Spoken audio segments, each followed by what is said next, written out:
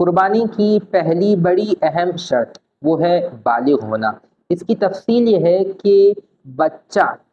12 سال سے لے کر 15 سال تک اور چھوٹی بچی 9 سال سے لے کر 15 سال تک کے درمیان اگر ان میں کوئی علامت بلوغ پائی جائے تو وہ جو ہے بالغ ہو جاتے ہیں، اور اگر 15 سال تک پہنچ گئے، چاہے چھوٹا بچہ ہو یا چھوٹی بچی ہو، اور کوئی علامت بلوغ نہیں پائے گئے تو وہ آلریڈی 15 سال کی عمر تک پہنچنے تک جو ہے وہ بالغ ہو جائیں گے، اگرچہ ان میں علامت بلوغ نہ پائے جائیں۔ اب جو ہے علامت بلوغ نہیں پائے گئے